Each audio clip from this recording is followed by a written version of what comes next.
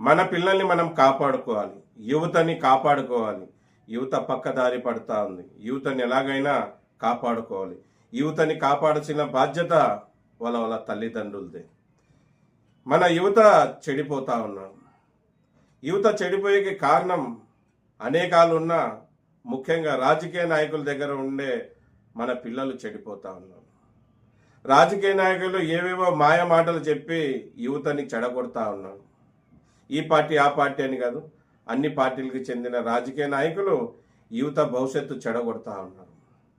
ఈరోజు పెన్ను పట్టాల్సిన చేత్తో ఆయుధాలు పట్టుకుంటున్నారు.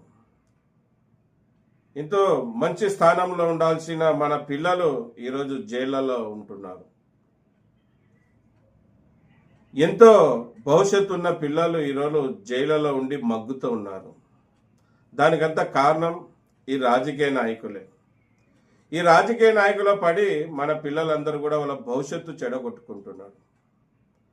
మళ్ళీ ఈ వీడియో ద్వారా పిల్లల తల్లిదండ్రులకి చెప్పేది ఏమంటే, మన పిల్లల్ని మనం కాపాడుకోవాలి. ఏ రాజకీయ నాయకుల చేతిలో తిరగకుండా చేయాలి.